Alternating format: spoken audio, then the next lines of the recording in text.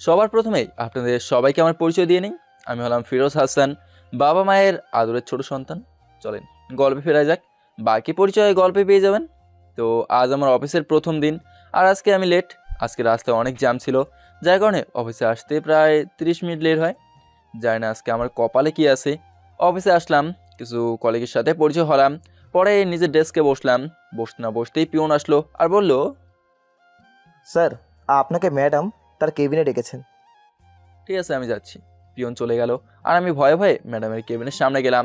কেবিনের দরজায় নক করলাম, ম্যাম আসতে পারি? হুম, আসুন।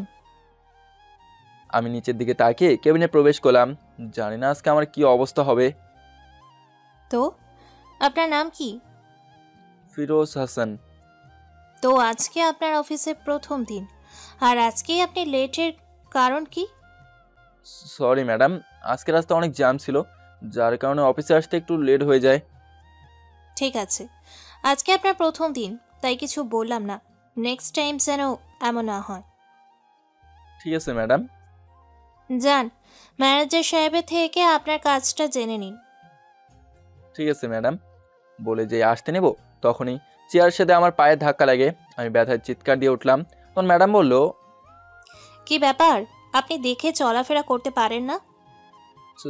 Sorry madam. বলে যে ম্যাডামের দিকে তাকালাম। আমি পুরোপুরি অবাক, কারণ আমার সামনে আমার স্কুল লাইফের ভালোবাসা দাঁড়িয়ে আছে। সাদিয়াকে আমি স্কুল লাইফ থেকেই ভালোবাসি, কিন্তু কোনোদিন বলতে পারি নাই, কারণ সাদিয়া অনেক রাগী ছিল, তাই ওকে বলার কখনো সাহস পায়নি। তারপর এইচএসসি পরীক্ষা দিয়ে স্কুল থেকে চলে আসলাম, আর কখনো ওর খোঁজ খবরও রাখিনি। কিন্তু শুনছিলাম সাদিয়ারা নাকি ঢাকা চলে গেছে। আজকে অনেক বছর পর আমি সাদিয়াকে দেখছি। ওকে দেখে মনে হচ্ছে যেন আকাশ থেকে কোনো পরী এসেছে। এত সুন্দর কোনো মেয়ে হয় নাকি? আমি ওর মাঝেই হারিয়ে যাচ্ছি। হঠাৎ কে যেন আমার চোখের সামনে চুটকি বাজালো, আর আমি বাস্তবে ফিরে আসলাম। তখন ম্যাডাম বলল, কি ব্যাপার, কোথায় হারিয়ে গেলেন আপনি? সাদিয়া তুমি এখানে? কি হলো, বোঝেন নাই তাই তো? সাদিয়া তার নরম হাত দিয়ে প্রচণ্ড গতিতে আমার গালে একটা থাপ্পড় মারলো। আজকে নিয়ে 2বার সাদিয়া আমার গালে থাপ্পড় মারলো। আপনারা আবার ভাইবেন না আমি কোনো লুচ্চামি করছিলাম। স্কুলে থাকতে আমি আমাদের ক্লাসে একটা মেয়ের সাথে কথা বলতেছিলাম, মানে মেয়েটা আমার সাথে কথা বলতেছিল। হঠাৎ কোথা থেকে যেন সাদিয়া আসলো, আর আমার গালে প্রচণ্ড গতিতে থাপ্পড় মারে, আর বলে, তোকে বলেছিলাম না কোনো মেয়ের সাথে লুইচ্চামি করবি না? তখন আমার সাথে যে মেয়েটি ছিল সে বলল, সাদিয়া, তুমি ভুল বুঝছিস। আমি শুধু ওর সাথে পড়ার বিষয় নিয়ে কথা বলতেছিলাম। আমি যার সাথে কথা বলতেছিলাম তার নাম সাইমা। সাইমা কথাটি বলতে না বলতেই এবার একটা সাইমার গালে পড়ছে। ও থাপ্পড়টা মেরে চলে যায়। তারপর থেকে কোনো মেয়ে আমার সাথে কথা বলেনি, একমাত্র সাদিয়ার ভয়ে। সাদিয়া আমাকে এত জোরে থাপ্পড় মারবে আমি ভাবতে পারিনি। আমি সাদিয়া দেখে করুণ দৃষ্টিতে তাকিয়ে আছি। তখন সাদিয়া বলল, আপনার সাহস কি করে হয় আমার নাম নেওয়ার? আপনি কি ভুলে গেছেন এটা অফিস, আর আমি এই অফিসের এমডি, সেই জন্য রেসপেক্ট নিয়ে কথা বলুন। সরি ম্যাডাম, ভুল হয়ে গেছে। বললেই তো হতো। ইটস ওকে, যান, আর ম্যানেজার সাহেব থেকে আপনার কাজটা জেনে নিন। ঠিক আছে ম্যাডাম। বলেই চলে আসলাম ওয়াশরুমে, কারণ গালটা প্রচণ্ড ব্যথা করতেছিল।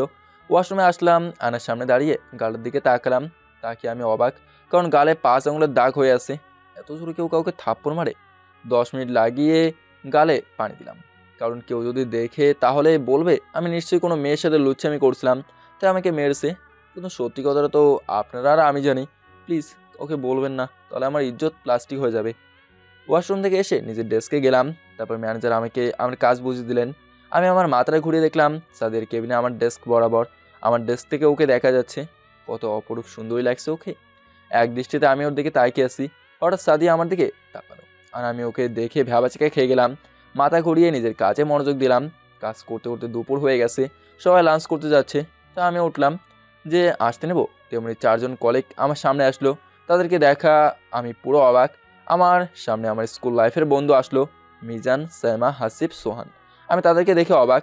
তখন তাদেরকে বললাম, কিরে কেমন আছিস তোরা? তাদের 4জনকে উদ্দেশ্য করেই বললাম। তারা 4জন একসাথে উত্তর দিল, আলহামদুলিল্লাহ, ভালো আছি। তুই কেমন আছিস? আলহামদুলিল্লাহ ভালো আছি। তারপর ওদের সাথে আরও অনেক কথা বললাম। চল লাঞ্চ করে আসি। চল। আমরা সবাই একসাথে ক্যান্টিনে আসলাম, তারপর খাবার অর্ডার করলাম। আজকে অনেকদিন পর আমরা 4 বন্ধু একসাথে বসলাম। খাবার খেয়ে আবার যার যার কাজে মনোযোগ দিলাম। হঠাৎ সাদিয়ার কথা মনে হলো। সাদিয়ার কেবিনের দিকে তাকিয়ে দেখলাম ওর কাজ করছে, জানি না ও লাঞ্চ করছে কিনা। যাই হোক, নিজের কাজে মনোযোগ দিলাম। বিকেল 5টায় অফিস ছুটি হলো। আমরা 4 বন্ধু একসাথে অফিস থেকে বের হলাম। তখন আমি বললাম, সাইমা শোন, বল। সাদিয়ার সাথে কি তোর কোনো কথা হয় না? না, ওর সাথে প্রয়োজন অথবা অফিসের কোনো কাজ ছাড়া কথা হয় না। ও হঠাৎ ওর কথা জিজ্ঞেস করলি? না, এমনি ওদের সাথে কথা বলতেছিলাম, তখন দেখলাম সাদিয়া অফিস থেকে বের হয়ে একটা গাড়িতে উঠে চলে গেল। আমি ওদের কাছ থেকে বিদায় নিয়ে বাসায় চলে আসলাম। বাসায় এসে কলিং বেল বাজালাম। কিছু সময় পর ভাবি এসে দরজা খুলে দিল। আমি ভাবির কপালে একটা চুমু দিয়ে ভেতরে আসলাম। তখন ভাবি জিজ্ঞেস করলো, আমার কিউট ভাই, আজকে তো অফিসের প্রথম দিন, কেমন কাটলো? ভালো কেটেছে। আমার ভালোবাসাকে অনেকদিন পর আমার কাছে পেয়েছি। কি ব্যাপার, তোমাকে এত খুশি খুশি লাগছে কেন? না, এমনি। নেহি দাল মে কুছ কালা হে, বলো কি হয়েছে? পরে বলবো, আগে বলো আম্মু কোথায়? আমু তো রুমেই আছে, যাও। ঠিক। আম্মু রুমে আসলাম, দেখলাম আম্মু ঘুমিয়ে আছে। তাই আর ডাক না দিয়ে আমি আমার রুমে চলে আসলাম। রুমে এসে ফ্রেশ হয়ে ঘুমিয়ে পড়লাম, কারণ আজকে অনেক কাজ করছি। রাতে ভাবি এসে ডেকে গেল আর বললো নিচে খাবার টেবিলে আমার জন্য অপেক্ষা করছে। তাই আমি ফ্রেশ হয়ে নিচে আসলাম। তারপর গিয়ে খাবার টেবিলে বসলাম। বসতে না বসতেই ভাষণ শুরু। ভাষণটা কিছুটা এরকম ছিল, তো নবাবজাদা, আপনার তো আজকে অফিসের প্রথম দিন ছিল, কেমন কাটলো? আব্বুর মুখে এমন মধুর কথা শুনে আমার কলিজা কেঁপে উঠলো। এক প্লেট সাহস নিয়ে আব্বুকে বললাম, আব্বু, আজকের দিনটা ভালো গেছে। তোকে দিয়ে আমার এমন আশা ছিল না। আমি আবার কি করলাম আব্বু? তুই নিজেদের কোম্পানি রেখে অন্যের কোম্পানিতে কেন জয়েন করলি? আমি আম্মুর দিকে তাকিয়ে ইশারায় বললাম যে আব্বুকে একটু ম্যানেজ করো। তখন আম্মু বলল, কি শুরু করলে তুমি? ওর যা খুশি ও তা করুক, ও তো এখনো ছোট মানুষ। ঠিক আছে, তোমরা মা ছেলে যা মনে করো তাই করো, আমি কিছু জানি না। তারপর খাবার খাওয়া শুরু করলাম। খাওয়া শেষ করে যে রুমে আসতে যাব, তখন ভাইয়া ডাক দিল। আমি ভাইয়ের কাছে গিয়ে বললাম, বলো। আজকে তো তোর অফিসের প্রথম দিন আসিল, কোনো সমস্যা হয়েছিল? না, তেমন কিছুই হয়নি। আচ্ছা যা, আর কোনো সমস্যা হলে আমাকে বলবি, ঠিক আছে? বলে নিজের রুমে চলে আসলাম। খাটের উপর শুয়ে ফেসবুকে একটা গল্প পোস্ট করলাম। আজকে সারাদিনের কথা ভাবতেই অবাক লাগে, কারণ এত বছর পর আমার ভালোবাসার মানুষটাকে কাছে পেলাম, আবার তার হাতে থাপ্পড়ও খেলাম। হঠাৎ মনে একটা প্রশ্ন জাগলো, যদি ওর লাইফে কোনো বয়ফ্রেন্ড থাকে তাহলে আমি কি করব? আমি তো সাদিয়াকে আমার জীবন থেকেও বেশি ভালোবাসি। আর নিতে পারছি না। পরে দেখা যাবে, এখন ঘুমাতে হবে, কারণ আজকে আমি লেট করে অফিসে গেছি। আমি চাই না কালকে আমার লেট হোক অফিসে যেতে, তাই ঘুমিয়ে গেলাম। সাদিয়াকে নিয়ে কল্পনা করতে করতে সকালে ভাবি এসে আমাকে ডাকছি। ও আমার কিউট ভাই, উঠে পড়ো, সকাল হয়ে গেছে। আমি নিশ্চুপ। কি হলো, অফিসে যাবে না নাকি? সাদিয়া, আমি তোমাকে অনেক ভালোবাসি, প্লিজ আমাকে ছেড়ে আর যেও না। ঘুমের মধ্যে বিড়বিড় করে কথাগুলো বলছিলাম। ঠিক আছে, তুমি এইভাবেই উঠবে না, প্রতিদিন তোমাকে যেভাবে তুলতে হয় সেভাবেই তুলতে হবে। হঠাৎ আমি চিৎকার দিয়ে উঠলাম, কারণ কে জানি আমাকে পানি দিয়ে ভিজিয়ে দিল। আমার আরামের ঘুমটা হারাম করে দিছে। সামনে তাকে দেখে ভাবি হাতে একটা মগ নিয়ে দাঁড়িয়েছে। আমি ভাবিকে বললাম, ভাবে আজকেও কি তুমি আমাকে ভিজিয়েছো? আমাকে ছাড়া এখানে কি অন্য কাউকে দেখতে পাচ্ছ? আচ্ছা, প্রতিদিন কি আমাকে এইভাবেই ঘুম থেকে তুলতে হবে? যেদিন তোমার বউ আসবে সেই দিন সে তোমাকে ভালোভাবে ঘুম থেকে ডেকে তুলবে। আমি যে কদিন আছি আমি একইভাবে তোমাকে ঘুম থেকে উঠাবো। দূর, ভাল লাগে না। ওরে ওয়াশরুমে গেলাম, যে ওয়াশরুমে পা রাখলাম তখন পিছন থেকে ভাবি বলল, আচ্ছা, এই সাদিয়াকে তুমি চিনো নাকি? ভাবির মুখে সাদিয়ার নাম শুনে আমি যেন আকাশ থেকে মাটিতে পড়লাম। ওয়াশরুমে না গিয়ে ভাবির কাছে আসলাম। কি ভাবি, তুমি কি কিছু বলছো? শুনো না শোনার ভান করলাম। সাদিয়াকে আর তুমি চিনো নাকি? সাদিয়া নাম তো আমি আমার জীবনও শুনি নাই। তাই নাকি? সত্যি কথা না বললে তোমার ভাইয়ের কাছে বলে দিব। আচ্ছা ঠিক আছে, সত্যি কথা বলবো। আগে অফিস থেকে এসে নেই, তারপর। ঠিক আছে, মনে থাকে জানো। আর তাড়াতাড়ি নিচে এসো, সবাই তোমার জন্য অপেক্ষা করছে। বলে ভাবি চলে গেল। আমিও দাঁড়িয়ে না থেকে সোজা ওয়াশরুমে চলে গেলাম ফ্রেশ হতে। অফিসের ড্রেস পরে নিচে আসলাম, সবার সাথে নাস্তা করে অফিসের জন্য বের হতে যাব। তখন বলল, কি ব্যাপার ফিরোজ, তুই তোর গাড়ি করে অফিসে যাচ্ছ না কেন? আব্বু আমি আর কিছুদিন পর থেকে গাড়ি ব্যবহার করব, এমন একটু স্বাভাবিকভাবেই চলাফেরা করতে ভালো লাগে। তারপর সবার থেকে বিদায় নিয়ে অফিসে চলে আসলাম। আজকে বাঁচা গেল, কারণ আজকে একটু তাড়াতাড়ি অফিসে আসলাম। একটু পর দেখলাম আমার কলিগ মানে বন্ধু সোহান আসতেছি। তখন আমি বললাম, কিরে দোস্ত, কী অবস্থা তোর? ভালো, তোর?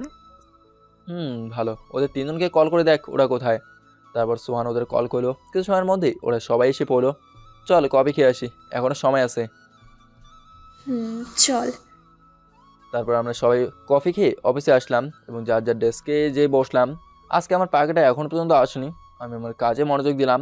কিছু সময় পর দেখলাম সাদিয়া অফিসে আসলো আর এসে সোজা তার কেবিনে ঢুকে গেল। আজকে ওকে দেখে মনে হচ্ছে রাতে মনে হয় অনেক কান্না করছে। আমিও আর কোনো কথা না বলে নিজের কাজ করতে লাগলাম। এভাবে কাজ করতে করতে দুপুর হয়ে গেল। আমরা 5 জন মিলে একসাথে ক্যান্টিন থেকে খাবার খেয়ে আসলাম। অফিসে এসে নিজের ডেস্কে বসলাম। সাদিয়ার কেবিনের দিকে তাকিয়ে দেখলাম ও নেই, ভালো হয়তো লাঞ্চ করতে গেছে। বিকেল 5টায় অফিস ছুটি হলো। আজকে দুপুরের পর আর সাদিয়ার সাথে দেখা হয়নি। তারপর বন্ধুদের কাছ থেকে বিদায় নিয়ে বাসায় চলে আসলাম। বাসায় এসে কলিং বেল চাপ দিতেই দরজা খুলে দিল। তাকে দেখি ভাবি এসে দরজা খুলে দিল। ভাবি আর আম্মুর সাথে কিছুক্ষণ কথা বলে রুমে এসে ফ্রেশ হয়ে ক্লান্ত লাগছিল, তাই ঘুমিয়ে গেলাম। রাতে ভাবি এসে খাবার খেতে ডেকে গেল। ফ্রেশ হয়ে নিচে আসলাম, দেখলাম সবাই আমার জন্য অপেক্ষা করছে, তাই তাড়াতাড়ি খাবার টেবিলে বসে পড়লাম। খাবার খেয়ে রুমে চলে যাচ্ছিলাম, তখন ভাবি ডাকলো। আমি ভাবির কাছে এসে বললাম, বলো কি হয়েছে? মানে তুমি আমাকে কিসের জন্য ডাকতেছো সেটা বলো। সেটা বলবো, কিন্তু তোমার কাছে না, তোমার ভাইয়ের কাছে। এই বলে ভাবি চলে গেল আর বলল, তোমার ভাই ছাদেই আছে, তাড়াতাড়ি আসো। কি আর করার, ছাদে আসলাম। গিয়ে দেখি ভাবি ভাইকে কি বলতেছে। এই শোনো, তোমার ভাই প্রেমে পড়েছে। কি? ঠিক শুনেছ, আমাদের নবাবজাদা প্রেমে পড়েছে। ঠিক আছে, কার সাথে প্রেম করছে? মেয়েটার নাম কি? মেয়েটার নাম হচ্ছে সাদিয়া। ও, তা তো আমি আরও অনেক বছর আগে থেকে জানি, কিন্তু ও সাদিয়াকে পেল কোথায়? ওরা তো এখান থেকে চলে গিয়েছিল অনেক বছর আগে। ভাইয়া অনেকটা অবাক হয়ে, এখন আপনাদের বলি যে ভাইয়া সাদিকে চেনে কীভাবে। আমি যেদিন সাদিকে প্রথম দেখেছিলাম ক্লাস 6-এ, সেদিন থেকে আমি সাদিকে ভালোবেসে ফেলি। স্কুল থেকে বাসে এসে ভাইয়াকে বলি সাদিয়ার কথা, কারণ আমি আমার ভাইয়ার কাছে সব কথাই শেয়ার করি। ভাইয়া আর আমার সম্পর্ক ছিল বন্ধুর মতো।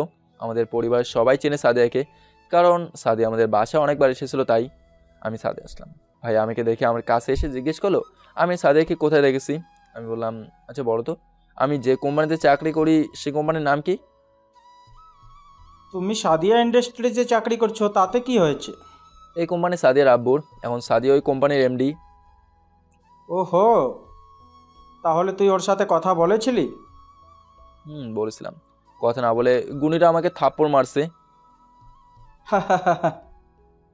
ও আগের মতো এখনো তেমন রাগী? হাসতে হাসতে কথাগুলো বললো। এতক্ষণ যাবৎ ভাবি আমার আর ভাইয়ের কথা শুনতেছিল। ভাবি বলল, তার মানে তুই সাদিয়াকে ছোট থাকতেই ভালোবাসিস? ভাবি আমাকে কখনো তুই বলে, আবার কখনো তুমি। আর অনেক কথা বলে নিজের রুমে এসে ঘুমিয়ে পড়লাম। সকালে ভাবি এসে আমাকে ঘুম থেকে তুলে গেল। ফ্রেশ হয়ে নাস্তা করে অফিসের জন্য বের হয়ে গেলাম। এইভাবে চলে গেল 3 মাস। এই 3 মাসে অফিসে ভালো নাম অর্জন করেছি। সাদিয়ার ব্যাপারে অনেক কথা জেনেছি। সাদিয়া এখনও পর্যন্ত সিঙ্গেল। আর সাদিয়া আমার প্রতি একটু দুর্বল হয়েছে, সেটা ওর আচার আচরণ দেখলেই বোঝা যায়। তো একদিন নিজের ডেস্কে বসে কাজ করতেছিলাম, তখন পিয়ন এসে বলল, স্যার, আপনাকে ম্যাডাম মিটিং রুমে ডেকেছেন। ঠিক আছে আপনি যান, আমি যাচ্ছি। পিয়ন চলে গেল। আমি ভাবতেছি আমি কি আবার মিটিং রুমে কেন ডাকলো। তারপর আমি মিটিং রুমে আসলাম। আমি দরজায় নক করলাম, ম্যাডাম আসবো? আসুন। আমি ভেতরে ঢুকে পুরো অবাক, কারণ ভেতরে আমার বন্ধুরা বসে আছে, সোহান, হাসিব, সায়মা, মিজান। বসুন, আপনাদের সাথে কিছু জরুরি কথা ছিল, যার জন্য আপনাদের ডাকা হয়েছে। আমাদের কোম্পানিতে একটা নতুন প্রজেক্ট এসেছে, সেটার জন্য আপনাদের 5 জনকে সিলেক্ট করা হয়েছে। কাজটি করতে আপনাদের সবাইকে 1 সপ্তাহের জন্য চট্টগ্রাম আমাদের যে কোম্পানি আছে সেই কোম্পানিতে যেতে হবে, আর আমাদের কালকের মধ্যেই সেখানে যেতে হবে। কারোর কোনো প্রশ্ন আছে? আমরা সবাই একসাথে বললাম, না ম্যাডাম। সবার থেকে বেশি খুশি আমি, কারণ আমাদের সাথে সাদিয়াও যাবে। আজকে আপনাদের ছুটি, আর কাল সকাল 10টায় আমরা রওনা দিব। তো টাইম মতো আসবেন সবাই। এই বলে সাদিয়া চলে গেল। আমরা বন্ধুরা কিছু সময় কথা বলে বাসায় চলে আসলাম। বাসায় এসে সবাইকে জানালাম যে আমি কালকে অফিসের কাজে চট্টগ্রাম যাচ্ছি। বিকেলে ভাবি আমার জামা কাপড় ব্যাগে গুছিয়ে চলে গেল। রাতে ভাই আর ভাবি এসে আমাকে জিজ্ঞেস করলো আমরা কে কে সেখানে যাচ্ছি। আমি ভাইয়াকে বললাম আমি, আমার 4 বন্ধু আর সাদিয়া। সাদিয়ার নাম শুনে ভাইয়া ভাবি দুজনকে অনেক খুশি লাগছে। তখন ভাইয়া বলল, দেখ ও রাগটা ভাঙতে পারছো নাকি? সাদিয়া আমাকে অনেক জ্বালিয়েছে, এখন আমি জ্বালাবো। ঠিক আছে, যা ইচ্ছা করিস, কিন্তু মায়ার বাইরে কিছু করিস না, কারণ ও অনেক রাগী। তখন ভাবি বলল, এখন নিচে চলো, অনেক রাত হয়ে গেছে, খাবার খেতে চলো, আব্বু আম্মু অপেক্ষা করছে। নিচে গিয়ে খাবার খেয়ে রুমে এসে ঘুমিয়ে গেলাম। কালকে সকালে তাড়াতাড়ি উঠতে হবে। সকালে ভাবি এসে রেখে গেল, উঠে ফ্রেশ হয়ে রেডি হলাম। নিচে গিয়ে খাবার খেয়ে সবার কাছ থেকে বিদায় নিয়ে চলে আসলাম অফিসের সামনে, কারণ এখানে সবাইকে আসতে বলা হয়েছে। আমি অফিসের সামনে এসে পুরো অবাক সাদিয়াকে দেখে। সাদিয়াকে অপরূপ সুন্দর দেখাচ্ছে। সাদিয়া নীল জামা পরছে, সাথে এক হাতে কয়েকটা নীল চুড়ি, এক হাতে ঘড়ি, কানে ম্যাচিং ঝুমকা, ঘন চুলগুলা খোলা দিয়েছে, চোখে গাঢ় কাজল টেনে, ঠোঁটে হালকা লিপস্টিক পরছে। সাদিয়াকে দেখতে নীলপরি নীলাঞ্জনার মতো লাগছে, যার মাঝে অনায়াসে ডুব দেওয়া যায়। আমি এক পলকেই সাদিয়ার দিকে তাকিয়ে আছি। হঠাৎ মনে হলো কে যেন আমাকে ধাক্কা দিচ্ছে। তাকে দেখি আমার বন্ধুরা। তখন সাইমা বলল, ভাই তুই আজকে কি যাবি নাকি এখানেই হাঁ করে দাঁড়িয়ে থাকবি?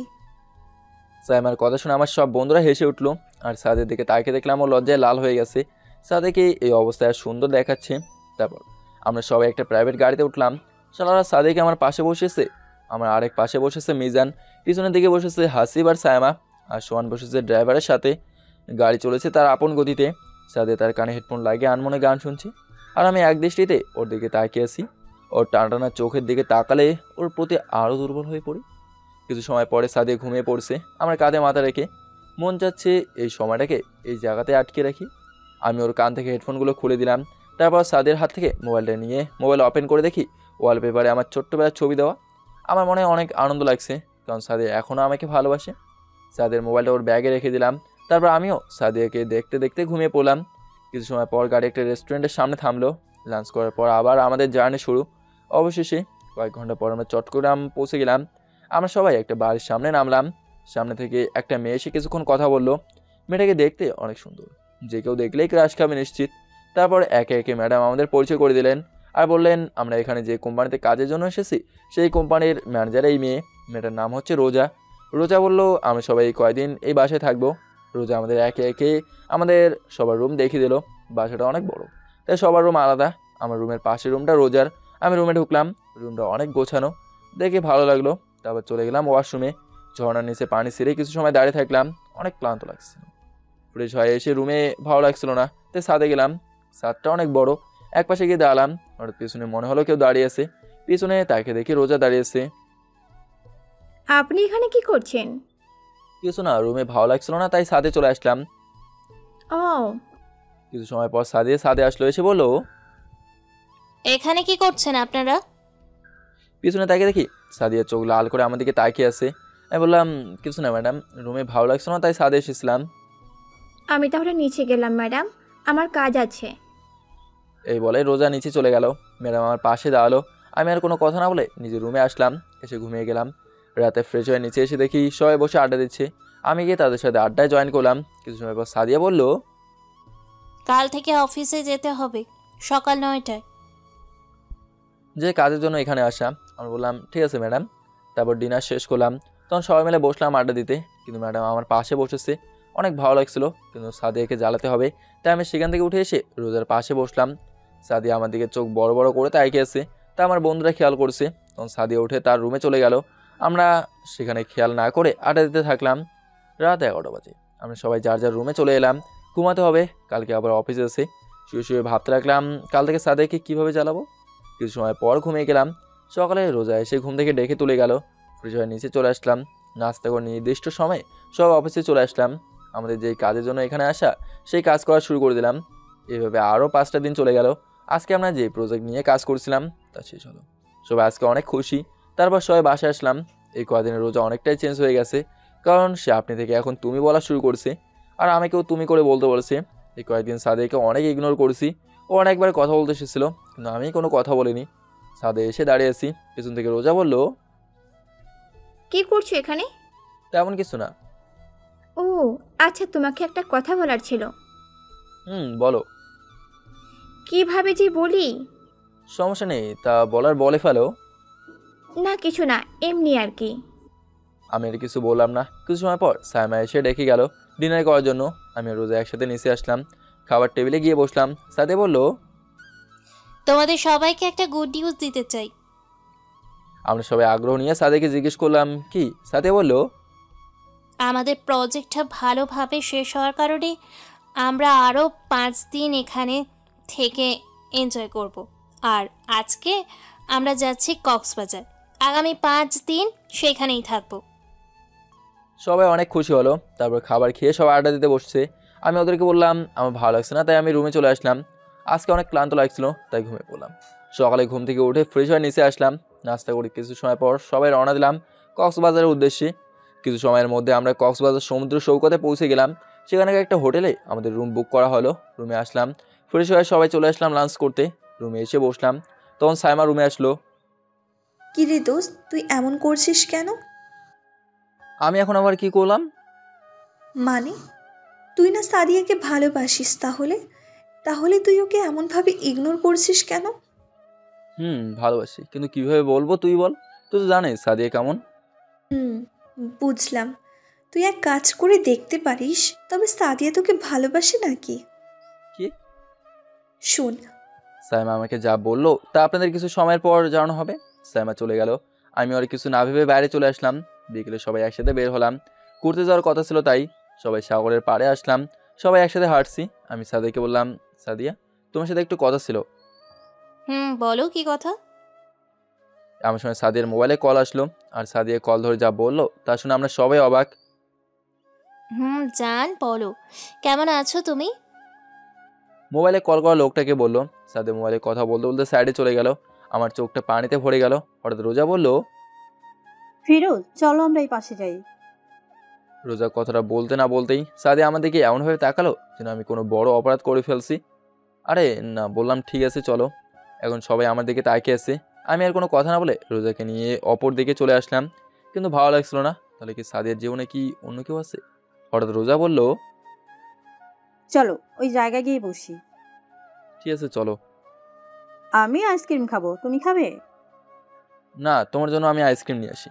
আইসক্রিম এনে রোজার হাতে দিলাম। রোজা আমাকে একটা হেল্প করতে পারবে? বলো কি হেল্প বলো, তোমার জন্য সব করতে পারবো। রোজা আমার সাথে ভালোবাসে অভিনয় করতে পারবে প্লিজ? মানে কি বলতে চাচ্ছো তুমি?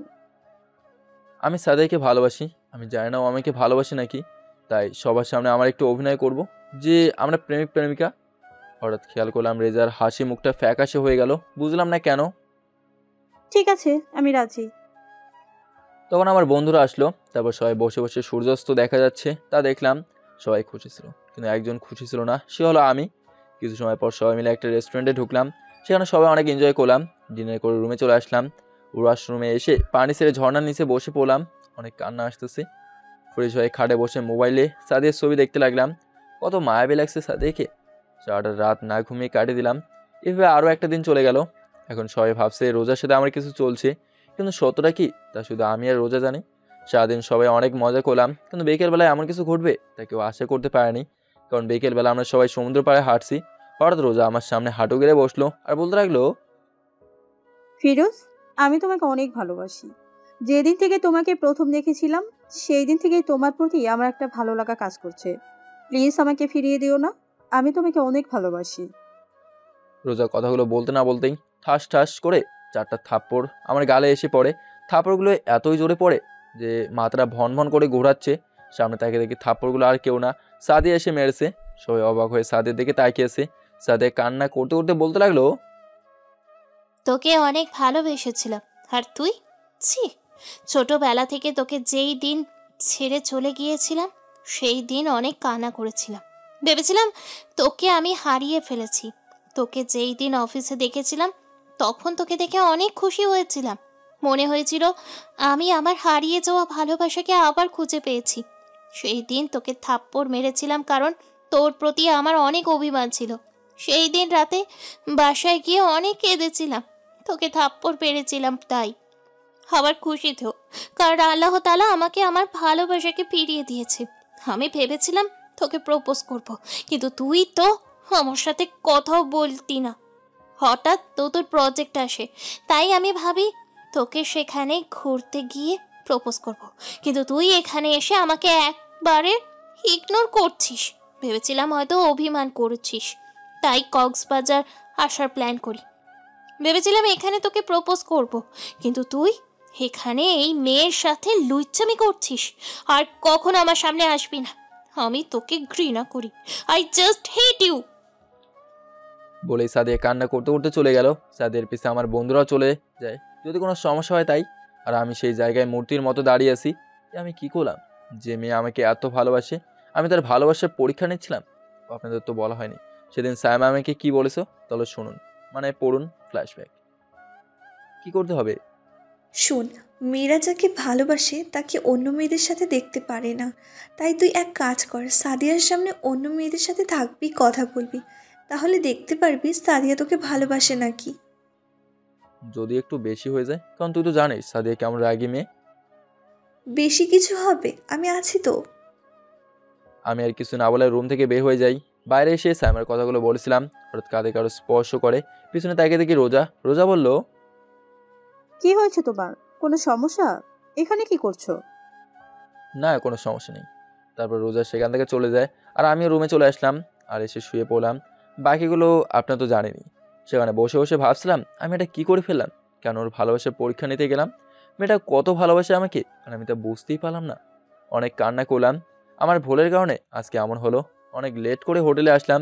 নিজের রুমে এসে দেখলাম সব বন্ধুরা বসে আছে, সাদিয়া আর রোজা সারা। হঠাৎ ঠাস সোহান আমাকে থাপ্পড় মারলো আর বলতে লাগলো, কেন এমন করেছি ওর সাথে? ও তো স্কুল লাইফ থেকে তোকে ভালোবাসতো, তাই তো ও কোনো মেয়ের সাথে তোকে মিশতে দিত না। তারপরেও তুই বুঝলি না। সোহান একসাথে কথাগুলো বললো। আমি সোহানকে জোরে ধরে বললাম, ভাই বিশ্বাস কর, আমি শুধু ওর মুখ থেকে বের করতে চেয়েছিলাম যে ও আমাকে ভালোবাসে। তুই কি জানিস না মেয়েদের বুক ফাটে কিন্তু মুখ থেকে কথা বের হয় না? সরি দোস্ত, আমি আর এমন করবো না। সাদিকে বল না একবার আমার সাথে কথা বলতে। সাদিয়া তো বিকাল থেকে এসে রুমে ঢুকেছে আর বের হয়নি। ওকে অনেক ডেকেছি, তবুও কোনো কাজ হয়নি। কথাটা শোনা মাত্র আমি দৌড়ে সাদিয়ার রুমের দরজার সামনে দাঁড়িয়ে অনেক ডাকলাম, কিন্তু দরজা খোলো না। আমার বন্ধুরা আমাকে ধরে রুমে নিয়ে আসলো। সারা রাত না ঘুমিয়ে কাটিয়ে দিলাম আমরা। সকালবেলা এমন কিছু হবে তা আমি ভাবতেই পারিনি। ভোর রাতে সাইমা, সোহান, হাসিম, মিজান ওরা সবাই ঘুমিয়ে যায়। সকালে সবার ঘুম থেকে ওঠার আগে আমি সাদিয়াকে রুমের সামনে আসলাম। আধা ঘন্টার মতো লাগিয়ে দরজা নক করলাম। তারপর সাদিয়া এসে দরজা খুলে দিল। সাদিয়াকে দেখে আমার চোখে কান্না এসে পড়লো। ও মনে হয় সারা রাত না ঘুমিয়ে কান্না করতে করতে কাটিয়ে দিয়েছে। চেহারাটা একদম বাজে দেখাচ্ছে, চোখের নিচে কালো দাগ পড়ে গেছে। হঠাৎ আমি ওর হাতে দেখে খেয়াল করলাম ওর হাতে ওর জামা কাপড়ের ব্যাগ। মনে হচ্ছে ও এখন থেকেই চলে যাবে।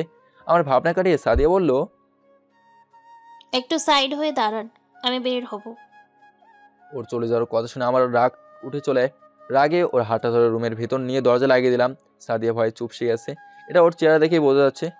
কোথায় যেতে চাচ্ছিলে? সাদিয়া চুপ, শুধু কান্না করছে। কি হলো, এমন মরা কান্না করছো কেন? কেউ কি মারা গেছে? আমি কাউকে জবাব দিতে বাধ্য নই। সাদিয়া তুমি কালকে যা দেখেছো তার সব ভুল। আমি তোমাকে অনেক ভালোবাসি, প্লিজ আমাকে বোঝার একটু সময় দাও। প্লিজ আপনি এখান থেকে চলে যান। কান্না করতে করতে বললো, সাদিয়া প্লিজ একটু সময় দাও আমাকে বোঝানোর, প্লিজ একটু সময়। আপনি যদি এই মুহূর্তে এখান থেকে চলে না যান তাহলে আমার মরা মুখ দেখবেন। ঠিক আছে চলো যাচ্ছি, কিন্তু একটা কথা বলতে চাই, তুমি অনেক বড় ভুল করছো। কান্না করতে করতে চলে আসলাম। রুমের দরজা খুলে দেখি বন্ধুরা দাঁড়িয়ে আছে। আমি ওদেরকে কিছু না বলে নিজের রুমে চলে এলাম। সব জামা কাপড় গুছিয়ে বাড়ি চলে আসলাম। কি হয়েছে? তুই তো জিনিসপত্র গুছিয়ে নিলি কেন? সব দোষ আমার জন্য হয়েছে। চল এখন সব ঠিক আমি করে দিব। দেখ দোস্ত, তুই চলে যাস না, সবকিছু ঠিক হয়ে যাবে। না রে দোস্ত, বাসায় একটু সমস্যা হয়েছে তাই চলে যাচ্ছি। ভুলে যাস না আমরা তোর বন্ধু, আমাদের কাছে তুই মিথ্যা কথা বলছিস। সব হারামিগুলা এসে আমাকে জড়িয়ে ধরলো। দোস্ত এখন আমার যেতে হবে, প্লিজ আমাকে যেতে দে। অনেক বোঝানোর পর ওরা আমাকে সারালো। দেখলাম স্যারে রোজা দাঁড়িয়ে আছে। রোজা, তুমি আমার জন্য যা করছো তার জন্য অনেক ধন্যবাদ তোমাকে। আল্লাহ হাফেজ, আর দেখা নাও হতে পারে। চলে আসলাম সেখান থেকে। বুকটা অনেক ব্যথা করছে। অনেক কষ্টে বাসে উঠলাম। অজরের চোখের পানি পড়ছে, যেন কান্নার বাঁধ ভেঙে গেছে। অপরদিকে সাদিয়াও কারো কোনো কথা না শুনে বের হয়ে গেল। অনেক কষ্টে বাসায় আসলাম। বাসার কলিং বেল চাপতে ভাবি এসে দরজা খুলে দিল। আমাকে দেখে জোরে ধরলো। বাসার ভেতরে ঢুকলাম। কেমন আছো ভাবি? তোকে ছাড়া কিভাবে ভালো থাকি? তোকে ছাড়া পুরো বাসা খালি লাগছিল। এখন তুই এসে পড়েছিস, এখন সবাই ভালো থাকবে। হঠাৎ ভাবি আমার চেহারার দিকে তাকিয়ে অবাক হয়ে রইল। কি হয়েছে ফিরোজ, তোর অবস্থা এমন কেন? মনে হয় রাতে ঘুমাস নাই, কান্না করছিস? আরে না, কি বলো, তোমাদের থেকে অনেক দিন দূরে ছিলাম, আবার জার্নি করে এসেছি, তাই এমন দেখাচ্ছে। ফিরোজ, আমি তোকে সত্যি কথা বলতে বলেছি। আরে কিছু না, তুমি বলো আম্মু কোথায়? আম্মু তার রুমেই হয়তো ঘুমাচ্ছে। ঠিক আছে ভাবি। আমি আমার রুমে গেলাম। রুমে চলে এলাম। ভেতরটা কেমন জানি লাগছে। ওয়াশরুমে চলে আসলাম। ঝর্ণায় পাড়ি ছেড়ে ইচ্ছে মতো কাঁদতে লাগলাম। মন চাচ্ছে চিৎকার করে বলতে, কেন হলো আমার সাথে এমন। ঘন্টাখানেক পর রুমে এলাম। অনেক ক্লান্ত লাগছে, তাই ঘুমিয়ে গেলাম। রাতে ভাবি খেতে রেখেছিল, কিন্তু ভালো লাগছে না, তাই যায়নি। আবার ঘুমিয়ে গেলাম। হঠাৎ অনেক ক্ষুধা লাগছে, কারণ গতকাল থেকেই কিছু খায়নি। কোর দিকে তাকে দেখলাম ভোর 4টা বাজে। ভাবি রুমের সামনে গিয়ে 2-1বার নক দিতেই ভাবি দরজা খুলে দিয়ে বলল, আমি জানতাম তোমার খিদে লাগবে, তাই তোমার খাবার ফ্রিজে রেখে আসছিলাম, চলো এখন। থ্যাংক ইউ ভাবি। তারপর ভাবি আমাকে খাবার গরম করে দিল। ভাবি আমার ভালো লাগছে না, প্লিজ আমাকে খাইয়ে দিবে? ঠিক আছে। ভাবি আমাকে খাইয়ে দিতে লাগলো। হঠাৎ ভাবি আমাকে জিজ্ঞেস করলো, তুই কি আমাকে একটা কথা বলতে পারবি? কি কথা? সেখানে কি হয়েছিল আমি সব জানতে চাই। ভাবি আমি এসব নিয়ে এখন তোমার সাথে কথা বলতে পারবো না, প্লিজ জোর করো না প্লিজ। বলে সেখান থেকে চলে আসলাম রুমে। এভাবে আরও 2 দিন চলে গেল, কারোর সাথে কোনো প্রকার কথা বলিনি। ভাবি খাবার জন্য ডাকলে খেতাম না। রাতে ছাদে বসেছিলাম। হঠাৎ ভাই আর ভাবি আসলো। ভাই আমাকে জিজ্ঞেস করলো সে না কি হয়েছিল। ভাইকে সব খুলে বললাম। ঠাস করে ভাই আমাকে একটা থাপ্পড় মারলো। বলেছিলাম না বেশি কিছু না করতে, তারপরও কেন করলি? আমি নিশ্চুপ। যা হবার তা হয়ে গেছে, এখন সামনে কি করবি সেটার চিন্তা কর। কাল থেকে প্রতিদিন অফিসে যাবি, আমি আব্বুকে বলে দেব, ঠিক আছে? ঠিক আছে। তা এখন অনেক রাত হয়ে গেছে, রুমে যা। ঠিক আছে বলে রুমে চলে আসলাম। এভাবে চলে গেল 1টা বছর। নিজের কেবিনে বসে কাজ করছি। এমন সময় ভাই আসলো আর বলল, ফিরোজ, আমাকে একটা হেল্প করে দিতে পারবি প্লিজ? বলো কি হেল্প? তুই রুহিকে একটু শপিং করতে নিয়ে যাবি প্লিজ ভাই, না করিস না। আমার জরুরি একটা মিটিং আছে, প্লিজ যা না। না আমি পারবো না। প্লিজ মানা করিস না। ঠিক আছে যাবো, কিন্তু টাকা তুমি দেবে। ঠিক আছে। বলে ভাইয়া তার মানিব্যাগ থেকে একটা কার্ড দিল। আমি সোজা বাসায় চলে আসলাম। বাসায় কয়েকবার কলিং বেল বাজাতেই ভাবি এসে দরজা খুলে দিল। তোমার ভাই আমাকে কল করে বলে দিয়েছে তাড়াতাড়ি ফ্রেশ হয়ে এসো।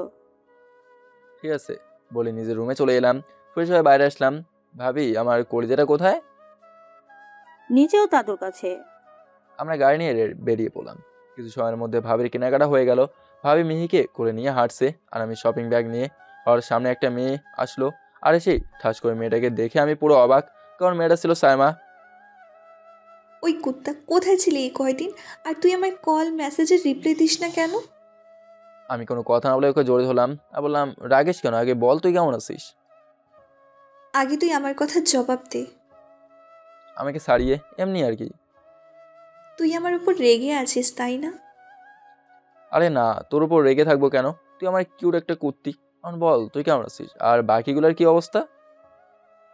ভালো আছি, আর বাকিগুলোও ভালো আছে। সাদিয়ার সাথে কি তোর কোনো কথা হয় নাই? হয়েছিল। কথা বলতে গেলে থাপ্পড় ফ্রি পাইতাম। সরি দোস্ত, আমার জন্য তোদের এমন হয়েছে। বাদ দে তো। তোর সাথে মেয়েটা কে? আমার আপুর মতো ভাবি। ভাবির সাথে সাইমার পরিচয় করে দিলাম। চল কফি খেয়ে আসছি, তোকে একটা গুড নিউজ দিব। আমরা সবাই খেতে আসলাম কফি। আর সাইমা বলল, ফিরোজ, আগামী সপ্তাহে আমার বিয়ে। কি আগামী সপ্তাহে তোর বিয়ে, আর তুই আজকে আমাকে বলছিস? সাইমা আমার কথা শুনে রেগে গিয়ে বলল, আর একবার বলে তোর সব দাঁত ফেলে দিব। তোকে কতবার কল করেছি, একটা কলও ধরেছিস? এখন আবার বলে আমাকে আগে বলিসনি কেন? আচ্ছা সরি, এখন বল তোর মতো পেতনি কার ঘাড়ে গিয়ে চাপলো? দেখ, আমাকে রাগাস না, ছেলে তোর থেকে বেশি হ্যান্ডসাম। তাই নাকি? তাহলে তো ভালোই। শোন, তুই কিন্তু বিয়ের কিছুদিন আগে চলে আসবি, না হলে তোর অবস্থা খারাপ করে ফেলবো। আচ্ছা ঠিক আছে আসবো। স্যামের সাথে আরও কিছু সময় কথা বলে বাসায় চলে আসলাম। ফ্রেশ হয়ে লাঞ্চ করে ঘুমিয়ে পড়লাম। এভাবে যেতে লাগলো দিন। এর মধ্যে স্যাম আমাকে অনেক কল করছে, কালকে ওর বিয়ে, আর আমি এখন পর্যন্ত আসিনি। সারাদিন পরে বিকালে রেডি হয়ে বেরিয়ে পড়লাম স্যামের বাসার উদ্দেশ্যে। কিছু সময়ের মধ্যে এসে পড়লাম। আমার বন্ধুরা আমাকে এসে জড়িত হলো, কারণ আজকে অনেকদিন পর আবার আমাদের দেখা হয়েছে। স্যামের বাবা মায়ের সাথে কৌশল বিনিময় করলাম। আঙ্কেলের কাছ থেকে জিজ্ঞেস করলাম স্যামে কোথায়। আঙ্কেল বলল সাইমা ওর রুমে। আমি আর আমার বন্ধুরা মিলে স্যামের কাছে গেলাম। স্যামা অনেক সময় লাগে ঝাড়ি দিল, অনেক কষ্টে ওকে শান্ত করলাম।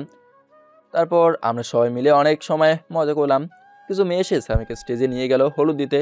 আমরা 4 বন্ধু মিলে আড্ডা দিচ্ছি। হঠাৎ আমার চোখ এক জায়গায় আটকে গেল। সাদিয়া একটা ছেলের হাত ধরে কথা বলছে। এটা দেখে আমার অনেক রাগ উঠে গেল। হঠাৎ হাসিব বলল, দোস্ত রাখিস না, ওটা সাইমার কাজিন। আমি আর কিছু বললাম না। এভাবে আজকের দিনটা চলে গেল। রাত 10টা ছাদে গেলাম, গিয়ে দেখি একটা মেয়ে ছাদের এক কোনায় বসে কান্না করছে। মেয়েটার সামনে গিয়ে দেখি এটা সাদিয়া। কী হয়েছে তোমার, কান্না করছো কেন? আমার কথা শুনে সাদিয়া কেঁপে উঠলো। সাদিয়া কিছু না বলে আমার পাশ কাটে চলে যেতে লাগলো। আমি সাদিয়ার হাত ধরে ফেললাম। তোমার সাথে আমার কিছু কথা আছে। আপনার কথা শোনার মতো আমার কাছে সময় নেই। সাদিয়াকে একটা হ্যাঁচকা টান দিয়ে আমার সামনে আনলাম। আমি বললাম না আমার তোমার সাথে জরুরি কথা আছে? আপনার মতো বাজে ছেলের কথা শোনার মতো আমার কাছে সময় নেই। আজকে অনেকদিন পর তৃপ্তি পেলাম সাদিয়াকে থাপ্পড় মেরে। এখন চুপচাপ আমার কথা শুনবি, তার আগে যেন তোর মুখ থেকে কোনো শব্দ যেন না আসে। সাদিয়া নিশ্চুপ ফুফে ফুফে কাঁদছে। আমি বলতে লাগলাম, আমি যেদিন থেকে তোমাকে প্রথম দেখেছিলাম সেদিন থেকেই তোমাকে ভালোবাসি। তোমাকে অনেকবার বলতে চেয়েছি, কিন্তু তোমার এই রাগের ভয়ে আর বলতে পারিনি। আমি আমাদের অফিসে না গিয়ে তোমার অফিসে কেন জয়েন করছি জানো? শুধু তোমার জন্য। অফিসের প্রথম দিন তুমি আমাকে থাপ্পড় মেরেছো, সেটা নিয়ে আমার কোনো আপত্তি নেই, কিন্তু তুমি আমাকে আপনি করে কথা বলেছো। সেদিন অনেক কষ্ট হয়েছিল। অনেকদিন তোমাকে আমি আমার মনের কথা বলতে চেয়েছি, কিন্তু কোনোদিন সেই সাহস হয়নি। যেদিন ভেবেছি আজকে তোমাকে আমার মনের কথা বলবো, সেদিন তুমি ফোনে কার সাথে যেন কথা বললে, আর আমার কথাটা পর্যন্ত শোনোনি। তাই আমি রোজা সাইমা একটা প্ল্যান করি যে তুমি আমাকে ভালোবাসো নাকি না। তুমি সেদিন আমার কোনো কথাই শুনলে না। তুমি তোমার কথাতেই আটকেছিলে, আর আমাকে তোমার সামনে থেকে চলে যেতে বললে। এই একটা বছর অনেক কষ্টে কাটিয়েছি। অনেকবার তোমার সাথে কথা বলতে এসেছিলাম, কিন্তু প্রতিবারই তুমি আমাকে অপমান করে তাড়িয়ে দিয়েছো। আর না, আমি এত বেহায়া হয়ে যাইনি এখনও তোমার অপমান সহ্য করব। ভালো থেকো, আর কোনোদিন তোমার সামনেও আসবো না বলে চলে আসলাম। ছাদে বসে কান্না করতে লাগলো। আমি রুমে এসে ঘুমিয়ে পড়লাম। সকালে ফ্রেশ হয়ে নাস্তা করে ছাদে বসে বন্ধুদের সাথে আড্ডা দিচ্ছিলাম। এমন সময় শ্যামার সাথে 4 জন মেয়ে আসলো। শ্যামা আমাদের সাথে পরিচয় করে দিল। শ্যামা চলে গেল। আমি সবাই মিলে আড্ডা দিচ্ছিলাম। হঠাৎ সাদের বিপরীত পাশে তাকিয়ে দেখলাম সাদে আমাদের দিকে রাগের দৃষ্টিতে তাকিয়ে আছে। আমি ওকে দেখেও না দেখার ভান করে আড্ডা দিতে লাগলাম। অনেক সময় আড্ডা দেওয়ার পরে রুমে এসে চলে আসলাম। রুমে এসে ফ্রেশ হয়ে দেখি বাইরে বের হয়ে আসলাম। এর মধ্যে শুনি বর চলে এসেছে। আমি আর আমার বন্ধুরা মিলে একটা প্ল্যান করলাম বরকে একটু ভয় দেখানোর। আমরা 4 জন মিলে বরের সামনে গেলাম।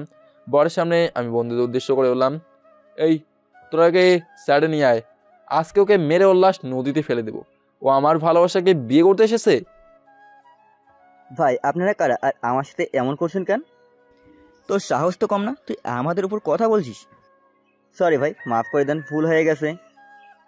হঠাৎ আমাদের পেছন থেকে সাইমা বলে উঠলো, কি রে, তোরা এখানে কি করছিস?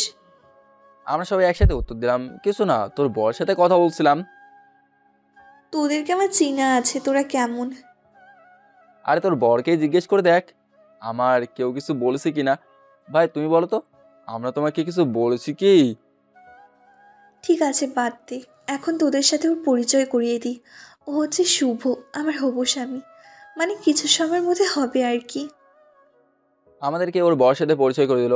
স্যাম ওর স্বামীকে উদ্দেশ্য করে বলল, ওরা যদি তোমাকে কিছু বলে থাকে তাহলে আমি ওদের হয়ে তোমার কাছ থেকে মাফ চাচ্ছি। আমরা স্যাম আর ওর বরের সাথে কিছু সময় ফাজলামি করলাম। কিছু সময়ের মধ্যে স্যামের বিয়ে হয়ে গেল। আজকে অনেকবার সাথে কথা বলতে এসেছিল, কিন্তু ওর উপর একটু বেশি রাগ হয়ে গেছি, তাই কোনো কথাই বলিনি। সবার থেকে বিদায় নিয়ে বাসায় চলে আসলাম। বাসায় এসে ফ্রেশ হয়ে সবার সাথে কিছু সময় কথা বলে খাবার খেয়ে ঘুমিয়ে পড়লাম। সকালে ঘুম থেকে উঠে ফ্রেশ হয়ে নিচে গিয়ে দেখি সবাই কী নিয়ে যেন কথা বলছে। আমাকে দেখে সবাই চুপ হয়ে গেল। আমি কিছু না বলে খাবার খেতে লাগলাম। হঠাৎ ভাইয়া বলল, ফিরোজ, আজকে বিকালে তুই মালয়েশিয়া যাচ্ছিস? আমি ভাইয়ের কথা শুনে ভাইয়ের দিকে তাকিয়ে রইলাম। ভাইয়া আবার বলতে শুরু করলো, মালয়েশিয়ায় আমাদের যে অফিস আছে সেখানে কিছু সমস্যা দেখা দিয়েছে, তাই আমাদের মধ্যে কাউকে সেখানে যেতে হবে। কিন্তু আমি কেন? কারণ আমার একটা জরুরি মিটিং আছে, আর আব্বুর বয়স হয়েছে, তাই আব্বুও যেতে পারবে না, তাই তোকে যেতে হবে। ঠিক আছে আমি যাব, কিন্তু কয়েকদিনের জন্য যেতে হবে? 4 দিনও লাগতে পারে, আবার 5 দিনও। আর আজকের বিকেল 5টায় তোর ফ্লাইট। আচ্ছা ঠিক আছে। খাবার শেষ করে রুমে চলে এলাম। ভাবি আমার জামা কাপড় ব্যাগে গুছিয়ে দিচ্ছে, আমি বসে পাবজি খেলছি। এভাবেই কিছু সময় চলে গেল। দুপুরে লাঞ্চ করে সবার থেকে বিদায় নিয়ে আমি আর ভাই এয়ারপোর্টের উদ্দেশ্যে রওনা দিলাম। অবশেষে ফ্লাইটে উঠলাম। ফ্লাইট টেক অফ করলো মালয়েশিয়ার উদ্দেশ্যে। অবশেষে চলে আসলাম মালয়েশিয়ায়। অফিসের ম্যানেজার আমাকে নিতে আসলো। এভাবে চলে গেল 3টা দিন। কালকে বাংলাদেশে আবার চলে যাব। রাতে ডিনার করে ঘুমিয়ে পড়লাম। সকালে উঠে ফ্রেশ হয়ে লাঞ্চ করে এয়ারপোর্টের উদ্দেশ্যে রওনা দিলাম। কিছু সময়ের মধ্যেই বাংলাদেশে পৌঁছে গেলাম। এয়ারপোর্ট থেকে বের হয়ে দেখি আমার পরিবারের কেউ নেই। হঠাৎ ড্রাইভার আমার সামনে এসে বলল, চলুন স্যার, আপনাকে নিয়ে যেতে বড় স্যার আদেশ করেছে। আমি কিছু না বলে গাড়িতে উঠলাম। গাড়ি চলছে তার আপন গতিতে। এর মধ্যে আমি বাসায় অনেকবার কল করছি, কিন্তু কেউ ফোন রিসিভ করেনি। মনের ভেতর কেমন যেন একটা সন্দেহ সৃষ্টি হলো। আর কিছু না ভেবে কিছু সময়ের মধ্যে বাসায় পৌঁছে গেলাম। কিন্তু বাসায় পৌঁছে আমি পুরো অবাক। পুরো বাসা ডেকোরেশন করা হয়েছে। আমি ভাবতে লাগলাম, আচ্ছা কী এমন যে এত আয়োজন করা হলো। বাসার কলিং বেল বাজাতেই ভাবি এসে দরজা খুলে দিল। কেমন আছো ভাবি? ভালো আছি, তুই কেমন আছিস? ভালো। আচ্ছা ভাবি, আজকে কি বাসায় কোনো অনুষ্ঠান আছে? আব্বু আমার কাছে জিজ্ঞেস করো, জানতে পারবে। আব্বু আম্মু কোথায়? তারা তাদের রুমেই আছে। আমি আর কোনো কথা না বলে আব্বু আম্মু রুমে চলে এলাম। আমার মনে একটা খটকা লেগে আছে। রুমে গিয়ে দেখি আব্বু আম্মু ভাইয়া বসে আছে, কি নিয়ে যেন কথা বলছিল। আমাকে দেখে সবাই চুপ হয়ে গেল। রুমে ঢোকা মাত্র ভাইয়া জিজ্ঞেস করলো, আসতে কি কোনো সমস্যা হয়েছে? না। হঠাৎ আব্বু বলল, ফিরোজ বসো, তোমার সাথে কিছু কথা আছে। আব্বু ফ্রেশ হয়ে আসি, তারপরে কথা বলে। আমি বলছি না এখন তোমার সাথে কিছু কথা আছে। আম্মুর পাশে গিয়ে বসলাম। হঠাৎ আব্বু এমন কথা বলবে সেটা আমি ভাবতেই পারিনি। আজকে রাতে তোমার বিয়ে, সবাইকে ইনভাইট করা হয়ে গেছে। কে? ঠিক শুনেছ, আজকে তোমার বিয়ে। আমি আম্মুর দিকে তাকালাম, আম্মু কিছু বলছে না। আমি ভাইয়ের দিকে তাকালাম, দেখি ভাইয়াও কিছু বলছে না। ভাইয়া তো জানতো যে আমি একজনকে ভালোবাসি, এখন আবার আরেকজনকে কিভাবে বিয়ে করব। আব্বু আবার বলল, পালিয়ে যাওয়ার চেষ্টা করো না। কি বলবো কোনো ভাষাই খুঁজে পাচ্ছি না। আবুলের মতো সবার দিকে তাকিয়েছি। কিছু না বলে রুম থেকে চলে আসলাম। আমার পেছনে ভাইয়া আর ভাবিও আসলো। ভাইয়া, আব্বু যা বলছে তা কি সত্যিই? কার সাথে আমার বিয়ে ঠিক করা হয়েছে? আব্বু বাসায় কাউকেই বলেনি যে কার সাথে তোর বিয়ে ঠিক করেছে। কি পাগল নাকি? একটা মেয়েকে না দেখে কিভাবে এই করব? চিন্তা করিস না, আব্বু যদি তোর জন্য মেয়ে পছন্দ করেছেন তাহলে ভালো মেয়েই পছন্দ করেছে, তুই টেনশন নিস না। আমি ভাবির দিকে তাকালাম, উনি কিছু বলছে না। এই বলে ভাইয়া ভাবি চলে গেল। আমি মাথায় হাত দিয়ে ফ্লোরে বসে বললাম, কি করব কিছু মাথায় আসছে না। চোখ দিয়ে নিজের অজান্তেই পানি বের হচ্ছে। প্যান্টের পর থেকে তাড়াতাড়ি মোবাইল বের করে সাদেকে ফোন করলাম, কিন্তু ফোন বন্ধ। বন্ধুদেরও ফোন দিলাম, ওদের ফোনও বন্ধ। শালারা আজকে মনে হয় মরে গেছে। ওয়াশরুমে চলে আসলাম, ঝর্ণার পানি ছেড়ে ঝর্ণার নিচে বসে পড়লাম। ঘণ্টাখানেক পরে রুমে আসলাম। মনে একটা খটকা লেগে আছে, আর সেটা হলো সবাই আমার থেকে কিছু একটা লুকানোর চেষ্টা করছে। নিচে চলে আসলাম, আম্মু খাবার দিল। খাবার খেয়ে রুমে চলে এলাম। আর কিছু না ভেবেই ঘুমিয়ে পড়লাম। হঠাৎ কারো চিল্লাচিল্লি আওয়াজে আমার ঘুম ভেঙে গেল। তাকে দেখে আমার হারামি বন্ধুরা আমার রুমে আড্ডা দিচ্ছে। আমি হালকা পাতলা টাচকে খেয়ে গেলাম, কারণ সব হারামিগুলা আমার রুমে বসে আছে আর আমাকে ডাক দেয়নি। আমি কিছু না বলে ওয়াশরুমে আসলাম। একটু ফ্রেশ হয়ে রুমে আসলাম। সাদিয়া বলল, দোস্ত তুই বিয়ে করছিস, ট্রিট দে। ট্রিট লাগবো? যা আমার বাপের কাছ থেকে ট্রিট নে। কেন বিয়ে করেছিস তুই আর ট্রিট দিব আঙ্কেল? এ কেমন বিচার? কারণ এই বিয়েতে আমার কোনো মত নেই, আমাকে জোর করে করানো হচ্ছে। কি? ঠিক শুনেছিস। তাহলে তুই আঙ্কেলকে বল, তাহলেই তো হয়ে যায়। কোনো লাভ নেই। কিছু সময়ের মধ্যেই বাসায় অতিথি আসা শুরু হলো। সাইমা ও শামশেদের নিচে চলে গেল, আর আমরা বাকি 3 হারামি আমাকে হালাল হতে সাহায্য করছে, মানে রেডি হতে। অবশেষে ইসলামিক নিয়ম মেনে আমার বিয়ে হয়ে গেল। ভিতরে কেমন যেন একটা খালি খালি লাগছে। কারোর সাথে কোনো কথা না বলে সাথে চলে আসলাম। সাথে দাঁড়িয়ে আছি, পেছনে আমার বন্ধুরাও আসলো। আর শালারা কী নিয়ে যেন হাসাহাসি করছে। আমার রাগ উঠে গেল। আমি ওদের কাছে গিয়ে বললাম, তোরা কি আমাকে একটু একা থাকতে দিবি? ওরা আমার চেহারার দিকে তাকিয়ে আর কিছু না বলে নিচে চলে গেল। আমি ছাদের এক কর্নারে গিয়ে বসে এক মনে ছাদের দিকে তাকিয়েছি। রাত 1টা বাজে। ভাইয়া ছাদে আসলো, আমাকে দেখে বলল, কি রে, তুই এখন পর্যন্ত রুমে যাস নাই? আমি কিছু বলছি না, চুপচাপ দাঁড়িয়ে আছি। মেয়েটা সেই কখন থেকে একা বসে আছে। যা তাড়াতাড়ি রুমে যা। কি হলো, আমার কথা কানে যায়নি? রুমে যা বলছি। এখন আমি রুমের সামনে দাঁড়িয়ে আছি, এক বালতি বেদনা নিয়ে রুমে প্রবেশ করলাম। রুমে ঢুকতে দেখি একটা মেয়ে খাটের মাঝ বরাবর লাল শাড়ি পরে বড় একটা ঘোমটা দিয়ে বসে আছে। আমাকে দেখেই খাট থেকে নেমে গুটি পায়ে আমার সামনে আসলো, আর সে আমাকে সালাম করতে নিল। আমি 2 হাত পিছনে চলে গিয়ে বলতে লাগলাম, এই আপনি এগুলো কি করছেন? কেন, কি করলাম? স্বামীর পা ধরে সালাম করছি। আওয়াজটা কেমন যেন চেনা চেনা লাগছে। খবরদার, ভুলেও আমাকে টাচ করবে না। আমি আপনাকে স্ত্রী হিসাবে মানি না, আর আমি অন্য কাউকে ভালোবাসি। আমি জানি তুমি কি। মেয়েটা তার ঘুমটা উঠিয়ে বলল, কি বললি? আবার বলতো। আমার সন্দেহ ঠিক হয়েছে, আমার সাথে সাদিয়ারও বিয়ে হয়েছে। এখন দেখো মজা কাকে। আপনি ঠিক শুনেছেন, আমি অন্য কাউকে ভালোবাসি। খবরদার, অন্য কোনো মেয়ের নাম যেন তোমার মুখে না শুনি। আমার মুখ আমি নিবই। আমি জানি তুমি আমাকে এখনো ভালোবাসো। প্লিজ আমাকে মাফ করে দাও। দেখুন, আমার ঘুম পাচ্ছে, আমি ঘুমাবো। কি? আজকে আমাদের বাসর রাত, আর আজকে তুমি বলছো তোমার ঘুম পেয়েছে? আমি কোনো কথা না বলে খাটে একপাশে শুয়ে পড়লাম। সাথে আমার সামনে এসে বলল, আচ্ছা, আমার একটা কথার উত্তর দিবা? কি? তুমি আমাকে দেখে কি অবাক হও নাই কেন? আমি নিশ্চুপ। কি হলো বলো? জানতো, কানের সামনে ঘ্যান করেন না। সাথে আর কিছু না বলে ব্যালকনিতে চলে গেল। আমি আর কিছু না বলে ঘুমিয়ে পড়লাম। হঠাৎ বুকে ভারী কিছুর একটা অনুভব করলাম। চোখ খুলে তাকে দেখি সাথে আমার বুকে গুড়ি মেরে ঘুমাচ্ছে। ওর চেয়ার দেখে বোঝা যাচ্ছে ও কান্না করছে। ও আপনাদের তো বলা হয়নি, আমি জানলাম কেমনে যে সাদিয়াই আমার বউ? তাহলে শুনুন, মানে পড়ুন। সন্দেহ 1, আমি যেদিন মালয়েশিয়া থেকে বাড়ি এসেছিলাম, আব্বু আম্মু রুমে ঢুকতেই শুনি তারা সাদিয়াকে নিয়ে কথা বলছে, আর আমাকে দেখি চুপ হয়ে যায়। আর সন্দেহ নাম্বার 2, ভাইয়া ভাবি সাদিয়াকে নিয়ে কোনো কথাই বলেনি, যেন তারা চিনেনি না সাদিয়াকে। সন্দেহ নাম্বার 3, আমি সাদিয়াকে কল করলাম কিন্তু ও ফোন ধরেনি। পর সব বন্ধুদের কল করলাম, ওদের ফোনও বন্ধ দেখাচ্ছে। তখন আরেক সন্দেহ হয়েছে যে কিছু তো একটা প্ল্যানিং করছে সবাই মিলে। আর তখন বিয়ে হয়, আর সাদিয়ার বাবা মাকে দেখে কনফার্ম যে আমার বিয়ে সাদিয়ার সাথে হয়েছে। আমি এখনও সাদিয়াকে আমার জীবন থেকে বেশি ভালোবাসি। আর 2 দিন পর সাদিয়ার বার্থডে, তাই ভাবলাম এই 2 দিন সাদিয়ার সাথেও ও বাকি সবার সাথে একটু মজা নিই। সাদিয়ার জন্য অনেক বড় একটা সারপ্রাইজ আছে, যেটা ওর বার্থডের দিন দিব। সাদিয়াকে জড়ি ধরে ঘুমিয়ে পড়লাম। সকালে সাদিয়াকে আগে আমার ঘুম ভেঙে গেল। দেখলাম সাদিয়া এখন আমার বুকে বাচ্চা মেয়ের মতো ঘুমাচ্ছে। ওর চেহারার কিছু চুল এসে পড়ছে, তাই ওর চুলগুলো ঠিক করে দেই। হঠাৎ সাদিয়া জেগে গেল, আমি চোখ বন্ধ করে নিলাম। মনে হয় আমাকে দেখে ফেলছে। পরে দেখি হঠাৎ সাদিয়া আমার ঠোঁটে কিস করলো। মায়ের কি কোনো লজ্জা শরম নাই? সাদিয়া বলতে লাগলো, আমি জানি তুমি আমাকে অনেক ভালোবাসো, আর আমিও তোমাকে অনেক ভালোবাসি। এই বলে সাদিয়া আমার কপালে একটা চুমু দিয়ে ওয়াশরুমে চলে গেল। আর আমি ওর কাণ্ড দেখে হাসছি। আবার ঘুমিয়ে পড়লাম, কারণ আমি এত সকালবেলা ঘুম থেকে উঠি না। হঠাৎ আমার মুখে পানির ফোঁটা আসছে। চোখ খুলে তাকে দেখি সাদিয়া আমার মাথা বরাবর ওর ভেজা চুলে গুলো আমি আমার চেহারায় পানি দিচ্ছে। অনেক রোম্যান্টিক একটা ফিলিংস কাজ করছে। আমি সাদিয়া দেখে এক দৃষ্টিতে তাকিয়েছি, আর সাদিয়া আমার দিকে তাকিয়ে আছে। হঠাৎ দরজায় নক পড়তে আমাদের দুজনের ঘোর কেটে গেল।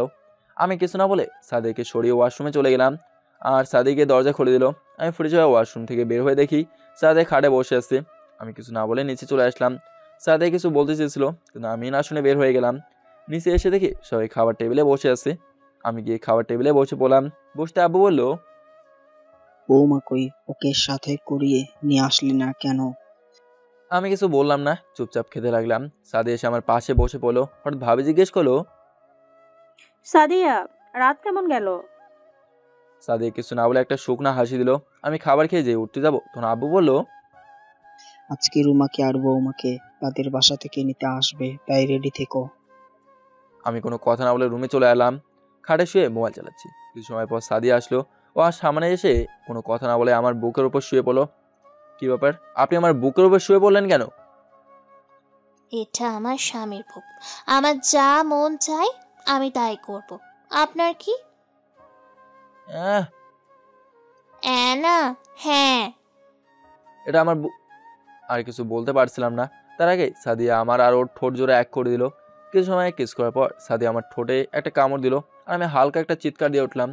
সাদিয়াকে সরিয়ে ঠোঁটে হাত দিয়ে দেখি রক্ত বের হচ্ছে। সাদিয়া রক্ত দেখে আমার সামনে চলে এসে কান্না করে বলতে লাগলো, সরি, প্লিজ আমাকে মাফ করে দাও। আমি বেশি জোরে কামড় দিতে চাইনি। আমি কিছু না বলে ওয়াশরুমে চলে গেলাম। আয়নায় তাকিয়ে দেখি বেশি কাটে নাই, অল্প একটু কেটেছে। ওয়াশরুম থেকে বের হয়ে দেখি সাদিয়া রুমে নাই। তাই আমি ব্যালকনিতে গিয়ে বসে মোবাইল চালাতে লাগলাম। সাদিয়া রুমে আসলো, আমাকে দেখতে না পেয়ে ব্যালকনিতে আসলো। আমি বুঝলাম সাদিয়া এসেছে, তাই মোবাইলটা কানে নিয়ে আবল তাবল বলতে লাগলাম, জান কি করতেছো? আরে না, কাল রাতে আমাদের মধ্যে কিছুই হয়নি। আমি শুধু তোমাকে ভালোবাসি, আর কাউকে না। আচ্ছা রাখি শোনা, পরে কথা হবে। মোবাইলটা পকেটে রেখে পেছনে তাকিয়ে দেখি সাদিয়া চোখ লাল করে আমাদেরকে এমন দৃষ্টিতে তাকিয়ে আছে যেন আমাকে আস্তই খেয়ে ফেলবে। সাদিয়া কোনো কথা না বলে আমার পকেট থেকে মোবাইলটা বের করে খুব যত্নে মোবাইলটাকে ফ্লোরে ঢিল মেরে টুকরো টুকরো করে ফেলে, আর কিছু না বলে কান্না করতে করতে চলে গেল। আমি মাথায় হাত দিয়ে ফ্লোরে বসে বলতে লাগলাম, ইন্না লিল্লাহ ওয়া ইন্না ইলাইহি রাজিউন। আমার এত স্বাদের মোবাইলটা একটু মজার কারণে টুকরো টুকরো হয়ে গেল। কিছু সময় নিরাপত্তা পালন করে ব্যালকনিতেই বসে রইলাম। হঠাৎ নিচ থেকে অনেক আওয়াজ আসছে, তাই নিচে চলে এলাম। নিচে এসে দেখি শ্বশুরবাড়ির লোকজন এসেছে। সবার সাথে কুশল বিনিময় করে আমার রুমে এলাম। রুমে এসে বসে আছি, আমার সঙ্গে সাদিয়ার কাজিনরা আসলো। আসতে পারি দুলা ভাই? আসো। ভাইয়া, আপনি কি কোনো কাজ করছিলেন নাকি? মানে আমরা কি আপনাকে ডিস্টার্ব করলাম নাকি? না, আমি জাস্ট ফেসবুক চালাচ্ছিলাম। তখন দরজার দিকে তাকিয়ে দেখি সাদিয়া দরজার কাছে কান লাগিয়ে আমাদের কথা শুনছে। তাই আমি সাদিয়াকে লাগানোর জন্য বললাম, বিয়ের সময় তোমার কোথায় ছিলে? আগে জানলে তো সাদিয়াকে বিয়ে না করে তোমাদের দুজন থেকেই কোনো একজনকে বিয়ে করতাম। বেশ কাম হয়ে গেছে। সাদিয়া তো তেলে বেগুনে জ্বলে উঠলো, কিছু না বলেই চলে গেল। আর এদিকে ওরা দুজন শরমে একেবারে লাল হয়ে যাচ্ছে। হয়েছে, আর তোমাদের শরম পেতে হবে না। ওদের সাথে কথা বলতে লাগলাম। হঠাৎ সাদিয়া একটা ট্রেতে কফি নিয়ে আসলো। ওদের দুজনকে কফি দিয়ে আমাকে কফি দিল। আমি কফি যেই মুখে দিলাম তেমনি ও মা গো! আমার চিৎকার দেওয়ার কারণ হচ্ছে সাদিয়া আমাকে যে কফিটা দিয়েছে সেটা লবণ দিয়ে বানানো হয়েছে, অনেক গরম, যার কারণে মুখে দিতেই কাটা জায়গা লেগেছে। আর আমার অবস্থা টাইট। আমার চিৎকার শুনে ওনার তিনজন কেঁপে উঠলো। চাঁদের দিকে তাকিয়ে দেখি ও মুচকে হাসছে। আমার আর বুঝতে বাকি হলো না যেটা সাদিয়া ইচ্ছে করে করছে। আমি হাত দিয়ে ইশারায় মারি আর রূপাকে বাইরে যেতে বললাম। ওরা বাইরে চলে গেল। আমি দরজা আটকে সাদের দিকে এগোতে লাগলাম। আরও ভয়ে পেছনের দিকে যেতে লাগলো। একসময় সাদিয়া পেছনের দিকে যেতে যেতে দেওয়ালের সাথে লেগে যায়। আমি সাদিয়ার একেবারে কাছে চলে গেলাম। সাদিয়ার গরম নিঃশ্বাস আমার মুখের উপর পড়ছে। আমি কিছু না বলে সাদিয়ার কপালে একটা চুমু এঁকে দিলাম। ও চোখ বড় বড় করে তাকিয়ে আছে। আমি সাথে সাথে আমাদের ঠোঁট জোরে এক করে দিলাম। সাদিয়া ছোটাছুটি করছে কিন্তু পারছে না। একসময় সাদিয়া সাড়া দিতে লাগলো। প্রায় 5 মিনিট পরে সাদিয়াকে সালাম। আমরা দুজনে হাঁপাচ্ছি। সাদিয়া কিছু বলছে না, ও লজ্জায় লাল হয়ে আছে। আমি ওকে রাগানো চললাম, ভাববেন না আমি আপনাকে ভালোবাসি, আমি জাস্ট আপনাকে শাস্তি দিলাম আমাকে খারাপ কফি দেওয়ার জন্য। বাস, কাজ হয়ে গেছে। সাদিয়া তো তেলেই বেগুনে জ্বলে উঠলো। ওর চোখ মুখ রাগে লাল হয়ে গেল। আমি সোজা ওয়াশরুমে চলে গেলাম। কিছু সময়ের মধ্যে গোসল করে রুমে আসলাম। দেখলাম সাদিয়া রুমে নেই। আমি মোবাইলটা হাতে নিয়ে ব্যালকনিতে গিয়ে বসে গল্প লিখছি। ঘণ্টাখানেক পরে আমি রুমে আসলাম। রুমে এসে আমি পুরো অবাক, কথা বলার ভাষা হারিয়ে ফেলেছি। আমার পা যেন স্থির হয়ে গেছে, নড়তেও পারছি না, কারণ সাদিয়া তার জামা চেঞ্জ করছে। হঠাৎ আমাকে দেখে যে চিৎকার দিতে যাবে, আমি কোনোভাবে দৌড়ে দিয়ে সাদের মুখে হাত দিয়ে রাখলাম। এটা আবার কোন ভাষা বুঝি না, বাংলায় বলো। আমি সাদের মুখ থেকে হাত সরাতেই শুরু হলো এক অন্যরকম ভাষণ। কুত্তা, শুয়োর, রামছাগল, লুচ্চা ইত্যাদি। ওই চুপ, এত গালি দিস কেন? তুই এখানে আসলি কেন? তুই দেখোস নাই আমি জামা কাপড় চেঞ্জ করছি? আমি কি জানতাম নাকি তুই জামা কাপড় চেঞ্জ করছিস? তুই রুমে আসলি কেন? আমি তো রুমেই ছিলাম, মানে ব্যালকনি। আমি সাদের দিকে তাকাতে এক অন্যরকম ফিলিংস কাজ করছে। সাদে আমার দিকে তাকিয়ে বললো, আজকে তোকে আমি মেরেই ফেলবো। আমি কোনো কথা না বলে এক দৌড়ে রুম থেকে বের হয়ে গেলাম। আর সাদি আমাকে রুম থেকে অনেক সুন্দরভাবে আমার বংশ উদ্ধার করছে। আমি নিচে এসে সবার সাথে কথা বলছি। কিছু সময় পর সাদি নিচে আসলো। ও আমার দিকে পুরো রাগে লুক নিয়ে তাকিয়ে আসছে।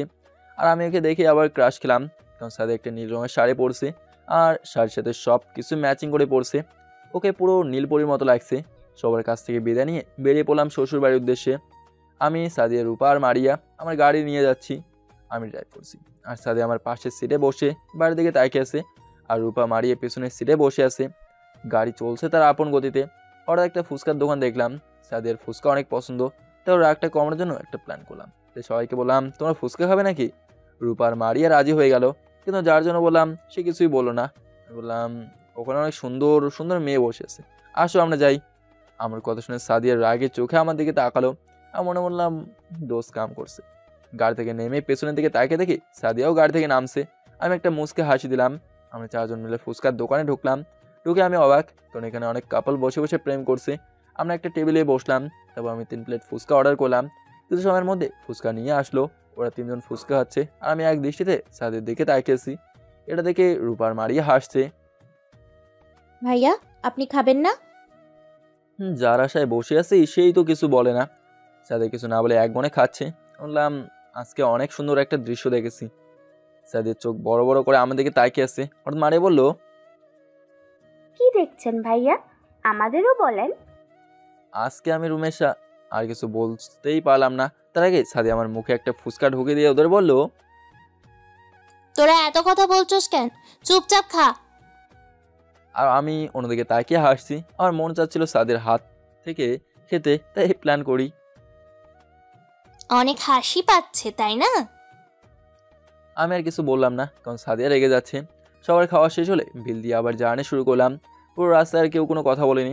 অবশেষে সাদিয়াদের বাসায় চলে আসলাম। বাসায় এসে সবার সাথে কৌশল বিনিময় করলাম। সাদিয়ার বাবা বলল, জামা ওকে নিয়ে তোর রুমে যান। সাদিয়া আগে হাঁটতে লাগলো আর আমি ওর পিছনে। সাদিয়া আমাকে একটা রুমে নিয়ে গেল। রুমটা অনেক সুন্দর করে সাজানো হয়েছে আর দেওয়ালে ওর অনেক ছবি আটকানো। তা দেখেই বোঝা যাচ্ছে এটা সাদিয়ার রুম।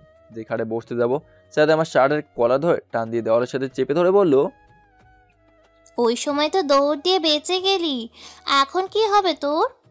এই মাইয়া এত তুই তাই করে কথা বলে কেন বুঝি না। কি হলো, কথা বল। আমি কোনো কথা না বলে সাদিয়ার কোমরে হাত দিয়ে টান দিয়ে আমার একেবারে কাছে নিয়ে আসলাম। আরেক হাত দিয়ে ওর মাথার পেছনে হাত দিয়ে চুলগুলো ধরে আমাদের ঠোঁট জোড়া এক করে দিলাম। সাদিয়ার কিছু বললো না, শুধু তাল মিলিয়ে গেল। কিছু সময় পর মারি এসে আমাদের ডেকে নিচে নিয়ে গেল। তারপর আমি আর কি শুরু হয়ে দিল জামাই আদর নামের টর্চার। আমি আর খেতে পারছি না, তাই সাদিয়ার দিকে তাকলাম। কিন্তু কি এই মায়ের তো কোনো খেয়ালই নেই, এক মনেই খেয়ে যাচ্ছে। আমি সাদিয়াকে অনেকভাবে ইশারা করলাম, কিন্তু সে আমাদেরকে তাকাই না। তাই বাধ্য হয়ে মারিয়াকে বললাম, জানো মারিয়া, আজকে আমি আর সাদিয়া অনেক সুন্দর একটা দৃশ্য দেখেছি, তাই না সাদিয়া? আমার কথা শুনে সাদিয়া খাবার আটকে গেল গলায়, পানি খেয়ে বলল, আম্মু ও আর খেতে পারবে না, ওকে অনেক টর্চার করেছো। আমি সাদিয়ার দিকে তাকিয়ে একটা হাসি দিলাম, কারণ রোজ কাজ করছি। অতঃপর আমাকে টর্চার করা শেষ হলো। হঠাৎ মারিয়া বলল, ভাই তুমি কি যেন দেখছো, বললে না যে? সবাই আগ্রহ নিয়ে আমার দিকে তাকিয়ে আছে। আজকে আমি আরে কিছু না, উনি এমনিই বলছেন। আমি সাদিয়ার দিকে তাকিয়ে মুচকি হেসে রুমে চলে এলাম। এভাবে সারাদিন চলে গেল। রাতে আমি রুমে বসেছিলাম, এমন সময় সাদিয়া আসলো। এসে আমার সামনে এসে দাঁড়িয়ে আছে। আমি কিছু না বলে ওয়াশরুমে চলে গেলাম। ওয়াশরুমে গিয়ে ভাবতে লাগলাম, হঠাৎ ওর আবার কী হলো, আর ও বিকালে কোথায় গিয়েছিল। কিছু সময় পর রুমে আসলাম। রুমে এসে দেখি সাদিয়া খাটে বসে আছে আর ওর হাতে একটা নতুন মোবাইল। আমাকে দেখেই সাদিয়া আমার সামনে এসে বলল, এই নাও, এটা তোমার জন্য। আমার সামনে মোবাইলটা দিয়ে কেন? তোমার মোবাইলটা তো আমি ভেঙে দিয়েছিলাম, তাই এটা তোমার জন্য কিনে নিয়ে এসেছি। আপনার মোবাইল আমার লাগবে না। ওই কি কইলি তুই? দেখ ভালো মতো বলতেছি, মোবাইলটা নে, না হলে মায়ের একটাও নিচে পড়বে না। কি আর করার, মোবাইলটা নিতে হলো। মোবাইলটা অনেক সুন্দর। হঠাৎ সাদিয়া আমাকে দেওয়ালের সাথে চেপে ধরে বলল, আর কোনো দিন যেন তোমাকে অন্য কোনো মেয়ের সাথে কথা বলতে না দেখি। যদি দেখি তুমি অন্য মেয়ের সাথে কথা বলছো, সেই দিন আমি কি করবো আমি নিজেও জানি না। আমি কথা আর কিছু বলতে পারলাম না। তার আগে সাদিয়া আমার আরও ঠোঁট এক করে দিল। রাতে ডিনার করে সবার সাথে কিছু সময় কথা বলে রুমে চলে এলাম। রুমে একা ভালো লাগছে না, তাই ব্যালকনিতে চলে গেলাম। কিছু সময় পর সাদিয়া রুমে আসলো। আমি কি রুমে না দেখে ব্যালকনিতে আসলো। এসে আমাকে দেখে আমার কোলে বসে পড়লো। কি করছো এখানে? কিছুই না। তুমি কি জানো কালকের পরের দিন কি? কি? যেন না জানার ভান করে। তুমি কি সত্যিই ভুলে গেছো? কেন, কি এমন যে মনে রাখতে হবে? না তেমন কিছু না, আমার ঘুম পাচ্ছে, আমি ঘুমাতে গেলাম। ওর হাসি মুখটা মুহূর্তেই ফ্যাকাশে হয়ে গেল। সাদিয়া উঠে চলে গেল আর আমি ওখানেই বসে এলাম। বুঝলাম না যে সাদিয়া কষ্ট পেয়েছে। কিছু সময় পর সাদিয়া যখন ঘুমিয়ে গেল, তখন ভাইয়াকে কল করলাম। কল রিসিভ করলো। হ্যালো ভাইয়া। কেমন আছিস তোরা? ভালো আছি। তো কিসের জন্য কল করা? বেশি কিছু না, ছোট্টখাটো একটা হেল্প লাগবে। কি হেল্প? কালকের পরের দিন সাদিয়ার বার্থডে। আচ্ছা ঠিক আছে, আর কিছু বলতে হবে না, সব আয়োজন আমি করছি, তুই নিশ্চিন্তে থাক। ভাইয়া আরেকটা কথা আছে। বল। সাদিয়া যেন এই ব্যাপারে কিছু না জানে। আচ্ছা ঠিক আছে। ভাইয়া আরেকটা কথা। আবার কি? I love. হয়েছে, আর পাম মারতে হবে না। আচ্ছা রাখি। এই বলে ফোনটা কেটে যেই পিছনে তাকালাম আমি পুরোপুরি শক, কারণ সাদিয়ার চোখ মুখ লাল করে আমার পিছনে দাঁড়িয়ে আছে। মনে হয় সব কথা শুনে ফেলেছে, আজকে আমি শেষ। হঠাৎ সাদিয়া বলল, ওই তুই কাকে আই লাভ ইউ বললি? আমার ভিতর দিয়ে একটা শান্তির হাওয়া বয়ে গেল। হাসিটা কোনোভাবে চেপে রেখে বললাম, আমি আমার পার্সোনাল ব্যাপার আপনাকে বলবো কেন? দেখ বলতে বলছি, তুই কাকে বললি? আমি কাউকে জবাব দিতে বাধ্য নই। ঠিক আছে, আমি তোর জীবন থেকে সরে যাব। কালকের পরের দিনই তুই ডিভোর্স পেপার পেয়ে যাবি। সাদিয়া রুমের বাইরে চলে গেল, আর আমি বড়দের মতো ওই জায়গাতেই দাঁড়িয়ে আছি। সারা রাত চলে গেল, কিন্তু সাদিয়া রুমে আসলো না। আমিও সারা রাত না ঘুমিয়েই কাটিয়ে দিলাম। সকাল 9টা, সাদিয়া ও তার আম্মু নাস্তা বানাচ্ছে। আমি রুম থেকে বের হয়ে শুধু ডাইনিং রুমে চলে এলাম। আমি সাদিয়ার বাবাকে বললাম, আঙ্কেল আমার একটু জরুরি কাজ আছে, আমার এখন যেতে হবে। এটা কেমন কথা? কালকে আসলে আর আজকেই চলে যাবে? আবার এখনো পর্যন্ত নাস্তাও করোনি। আঙ্কেল একটা জরুরি কাজ আছে, তাই যেতে হচ্ছে।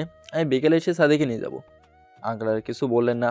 আমি বের হওয়ার আগে দেখি সাদিয়া আমাদেরকে কান্না জড়িত চোখে তাকিয়েছিল। আমি কিছু না বলে চলে আসলাম। যে কাজের জন্য বের হয়েছি তা করতে করতে বিকেল হয়ে গেল। বিকেলে সাদিয়াদের বাসায় গেলাম, কি দেখি আঙ্কেলের আন্টি হলরুমে বসে আছে। আমাকে দেখে আঙ্কেল বলল, বাবা তোমার আর সাদিয়ার কি কোনো ঝগড়া হয়েছে? না আঙ্কেল, কেন, কি হয়েছে? সকালে তুমি খাওয়ার পর থেকে সাদিয়া কিছু না খেয়ে তার রুমে গেল, এখনো পর্যন্ত রুম থেকে বের হয়নি। ঠিক আছে, আপনারা টেনশন নেবেন না, আমি দেখছি। এই বলে সাদিয়ার রুমে চলে আসলাম। রুমের বাইরে দাঁড়িয়ে আছি। অনেকক্ষণ যাবৎ সাদিয়াকে ডাকলাম, কিন্তু ওর কোনো রেসপন্সই নেই। ভাবতে লাগলাম সাদিয়া যে রেগে আছে, এবার দরজা খুলবে না। তাই একটা প্ল্যান করলাম, সাদিয়ার মোবাইলে একটা মেসেজ পাঠালাম। মেসেজ পাঠানোর 2 মিনিট পর সাদিয়া দরজা খুলে দিল। ডোজ কাজ করছে। মেসেজটাতে লেখা ছিল, তুমি দরজা না খোলো তাহলে আমি এখান থেকে চলে যাব, আর কখনো আসবো না। সাদিয়ার দরজা খুলে দিয়ে আমার খাটে বসে মরা কান্না শুরু করে দিয়েছে। ও থেকে বোঝা যাচ্ছে ও এত সময় কান্নাই করছিল। সাদিয়া নীরবে কান্না করেই যাচ্ছে। আমি গিয়ে খাটে বসলাম। কেউ কি মারা গেছে? বেশ, কাজ শেষ। শুরু হয়ে গেছে জোরে জোরে কান্না করা। কি হলো, এভাবে কান্না করছো কেন? কুত্তা, লাল বাঁদর, শুয়োর, তুই আমার সাথে কথা বলবি না। তুই তোর প্রেমিকার কাছে যা। আমি তো আমার প্রেমিকার সাথে আছি। কি বললি? বললাম আমি তো এতক্ষণ আমার প্রেমিকার সাথেই ছিলাম, তাই তোকে একটু সময় দিতে এলাম। আমার কথা শুনে সাদিয়া আরও রেগে গিয়ে আমাকে টান দিয়ে বিছানায় শুয়ে দিয়ে আমার উপরে বসে শুরু করলো এলো পাথারি। কি করছিস, লাগছে তো? আজকে তোকে আমি মেরেই ফেলবো। তুই কোন ডাইনির সাথে ছিলি বল? ঠিক আছে বলবো, এখন বাইরে যাবো, চলো। আমি তোর সাথে কোথাও যাব না। ঠিক আছে, তোর যাওয়া লাগবে না। কিন্তু কি? তোর মতো 8 বস্তা আমার উপরে বসে আছে, আমি মরে গেলাম। নাম তাড়াতাড়ি। সাদের রাগে অভিমানে আমার উপর থেকে নেমে ব্যালকনিতে চলে গেল। আমি ওর পিছনে ব্যালকনিতে গেলাম, গিয়ে দেখি ও কান্না করছে। চলো বাসায় যেতে হবে, আব্বু কল করছিল। সাদে আমার দিকে চোখ বড় বড় করে তাকিয়ে আছে, কারণ আমি এই প্রথম ওকে তুমি বললাম। কি হলো, কথা কানে যায়নি? তাদের রেডি হ, বাসায় যেতে হবে। আমি যাব না। দেখো আমাকে রাগিও না। আমি বলেছি না আমি যাব না। এখন যাও, ভদ্র মেয়ের মতো রেডি হও। স্যাদের কিছু না বলে গালে হাত দিয়ে আমার 14 গোষ্ঠী উদ্ধার করতে হতে রুমে রেডি হতে চলে গেল। তারপর আমার তো অনেক ভালো লাগে। ছোটবেলায় আম্মু বলেছিল মায়ের উপর কোনো ওষুধ নেই। খুব তেজ। কিছু সময় পর সভা থেকে বিদায় নিয়ে বাইরে চলে আসলাম। গাড়ি স্টার্ট দিয়েই শুরু হলো ভাষণ। আমি তোর সাথে কোথাও যাব না। আমি নিশ্চুপ। গাড়ি থামা, আমি তোর সাথে কোথাও যাব না। দয়া করে এখন চিল্লাচিল্লি করিস না। সারাদিন না খেয়ে আসি, অনেক ক্ষুধায় পেয়েছে। এখন রেস্টুরেন্টে যাবো, তো চুপ হয়ে বসে থাক, একটা কথা বলবি না। যাদের কিছু না বলে চুপচাপ মুখ ফুলে বসে আছে। আমি আর কিছু না বলে ড্রাইভ করতে লাগলাম। একটা রেস্টুরেন্টের সামনে গাড়ি থামালাম। গাড়ি থেকে নেমে রেস্টুরেন্টে গিয়ে দুদিনে খাবার খেয়ে আবার জার্নি শুরু। সেদের চুপচাপ বসে আছে। আমি বললাম, কি ব্যাপার, তুমি চুপচাপ বসে আছো কেন? তুমি আসলেই জানো না কালকে কি? জানি তো কালকে কি। তার মানে তুমি জানতে। আমি জানতাম তুমি এই দিন কোনো সময় বলতে পারো না। কালকের দিনটা কীভাবে বলতে পারি? কালকের দিনটা আমার সুন্নতে খাতনা হয়েছিল। অনেক হাসি পাচ্ছে সাদিয়ার চেহারা দেখে। সাদিয়ার চেল্লে বেগুনে জ্বলে উঠলো। সুন্দর চেহারা মুহূর্তে রাগী হয়ে গেল। সাদিয়াকে নিয়ে একটা নদীর পাড়ে আসলাম। অনেকেই বসে আছে এখানে জোড়ায় জোড়ায়। আমি আর সাদিয়া একটু নিরিবিলি জায়গায় বসলাম। বসতে আমার গাড়ির ঘটনার কথা মনে পড়ে গেল। এখন আর হাসি থামে রাখতে পারলাম না। সাদিয়ার সামনে পাগলের মতো হাসা শুরু করলাম। আমি যতই হাসছি সাদিয়া ততই রাগে সাপের মতো ফোঁস করছে। তাই আমি আর না হেসে চুপচাপ বসে এলাম। সন্ধ্যা পেরিয়ে রাত হয়ে গেল। রাতে এখানকার দৃশ্য আর ফুটে উঠলো। হঠাৎ সাদিয়া বলল, আমরা বাসায় যাব কখন? কিছুটা ভয়ে ভয়ে বলল, আর কিছু সময় থাকি। সাদিয়া আর কিছু বললো না। কিছু সময়ের পর আমাদের দুজনের নিরাপত্তা ভেঙে আমার মোবাইলে কল আসলো। আমি সাদিয়া থেকে একটু দূরে গিয়ে কল রিসিভ করলাম। হ্যাঁ বলো। কোথায় তোরা? নদীর পাড়ে আছি। সব কিছু ঠিকঠাক আছে? সব ঠিকঠাক প্ল্যান মতো হয়েছে, সময় মতো চলে আসিস। ঠিক আছে বলে কলটা কেটে দিলাম। পিছনে তাকে দেখি সাদিয়া যেখানে বসে রেখেছিল সেখানে চুপচাপ বসে আছে। সাদিয়ার কাছে যে সাদিয়া বলল, কে কল করেছিল? বন্ধু। কি বললো? কিছু না, এমনি। চলো এখন। বাসায় যাব এখন? না, একটু কাজ আছে, সেখানে যাব। সাদিয়ার কিছু বললো না। দুজনেই গাড়িতে বসে আবার রওনা দিলাম। কিছু সময়ের মধ্যেই পৌঁছে গেলাম। আমরা শপিং মলে কেন এসেছি? ভাবি আমাকে কিছু আনতে বলেছিল, তাই এখানে আসলাম। সাদিয়াকে নিয়ে শপিং মলের ভেতরে ঢুকলাম। অনেক সময় লাগে শপিং করার পর সাদিয়া বলল, ভাবি তোমাকে এত কিছু নিতে বলেছে? আর কিছু না বলে দুজনে গাড়িতে বসলাম। সাদিয়া কোনো কথা বলছে না। সাদিয়াকে নিয়ে একটা রেস্টুরেন্টের সামনে আসলাম। আমরা এখানে কেন আসলাম? খাবার খেতে। অনেক রাত হয়ে গেছে, বাসায় গিয়ে খাবো নি। না, এখানেই খাবো। সাদিয়ার কিছু বললো না। দুজনে রেস্টুরেন্ট থেকে ডিনার করলাম। ডিনার করতে করতে 11:30 বেজে গেল। সাদিয়াকে নিয়ে বাসার জন্য রওনা দিলাম। সাদিয়া বারবার ঘড়ির দিকে তাকাচ্ছে। 11:55 বাসায় পৌঁছলাম। গাড়ি পার্ক করে দরজার সামনে এসে সাদিয়া কলিং বেল বাজাবে, তখন আমি বললাম, এই কি করছো? সাদিয়া কিছুটা ভয় পেয়ে বলল, আমি আবার কি করলাম? সবাই ঘুমিয়ে আছে, কলিং বেল বাজানোর প্রয়োজন নেই। তাহলে ভিতরে যাব কিভাবে? আমার কাছে চাবি আছে। আমার প্যান্টের পকেটে হাত দিয়ে চাবি বের করে দরজা খোলো। তোমার পকেটে আমি হাত দিতে যাব কেন? আরে আমার হাতে এতগুলো ব্যাগ, আমি আবার পকেটে হাত দেবো কেমনে? সাদিয়া আর কিছু না বলে পকেটে হাত দিয়ে চাবি বের করে দরজা খুলে দিল। পুরো বাসা অন্ধকার হয়ে আছে। সাদিয়া আর আমি ভেতরে গেলাম। হঠাৎ পুরো বাসার লাইট জ্বলে উঠলো আর সবাই একসাথে বলে উঠলো, হ্যাপি বার্থডে সাদিয়া। সাদিয়া সবাইকে দেখে পুরো অবাক হয়ে আছে। সবাই সাদিয়াকে উইশ করছে। আমি কিছু না বলে সেখান থেকে আমার রুমে চলে এলাম। তোমাদের সবার মনে আছে আমার বার্থডের কথা? সবাই একসাথে বললো ঘণ্টাখানেক পরে সাদিয়া রুমে আসলো। রুমে এসে দেখে রুম অন্ধকার হয়ে আছে।